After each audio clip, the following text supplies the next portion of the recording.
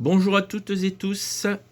À l'aune de ce nouveau mandat au sein du CSE, nous avons la CGT décidé de communiquer d'une manière un petit peu originale, c'est-à-dire par vidéo. C'est vrai que la lecture, des fois ardue dans le travail au quotidien, et passer par une vidéo, des fois, peut permettre de passer des messages beaucoup plus facilement.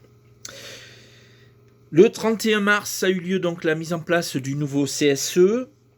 Donc, que vous dire? L'ensemble des commissions, l'ensemble des postes ont été trustés par FO et la FEC-FO. C'est tout à fait normal vu le résultat qu'ils ont fait. Pour notre part, nous avons Yannick Bernard qui sera membre de la commission santé, sécurité, conditions de travail. Et au sein de la commission, formation et égalité professionnelle, nous avons Valérie Vallée et Alexandra Lise. Donc, ces personnes sont à votre disposition si vous rencontrez une quelconque difficulté. Voilà pour cette information. Alors, après l'installation du CSE, s'est tenue la réunion classique du CSE et nous avons abordé au niveau de la situation des services, donc a priori tout va bien, bien sûr, comme d'habitude pour la direction. Notre organisation syndicale est intervenue sur 2 points. Elle est revenue sur le mal-être qu'il existe et qui est susceptible de se résorber au niveau du service ATMP, et bien sûr sur les 1300 avis LM2A qu'il faut traiter d'ici le 11 avril.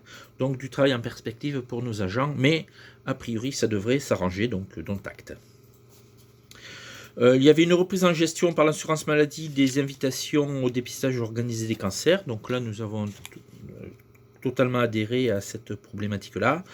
Et concernant les ressources humaines, un plan de recrutement et des mobilités annuelles prévisionnelles 2023 sera bientôt présenté. Concernant nos réclamations individuelles ou collectives, nous sommes en particulier intervenus sur la santé au travail, avec, vous savez, l'histoire dont maintenant il faut se ressécher les mains dans les, dans les sèche-mains à air pulsé. Et malheureusement, c'est pas très hygiénique. Mais bon, il paraît que c'est pas pour des économies qu'on a supprimé le papier. Dont acte. Bon, encore une petite crise du Covid-19 et puis nous remettrons du papier. C'est pas grave. Concernant la BDES, effectivement, il faut préciser que c'est la BDESE, donc tout ce qui concerne l'environnement. Voilà, donc les membres du CSE doivent se positionner clairement et prendre à cœur toutes les questions relatives à l'environnement. Et concernant, nous avions une question sur le vote Paragon, le vote électronique Paragon, avec effectivement un rapport d'expertise qui nous a un petit peu étonnés.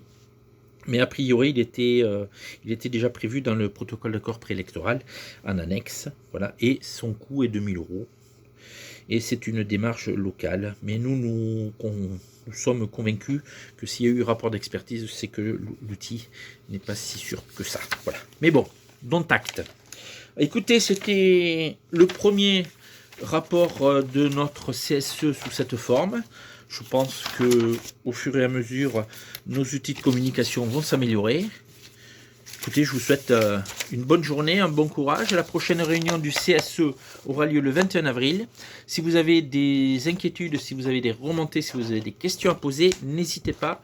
Notre organisation syndicale est à votre entière disposition.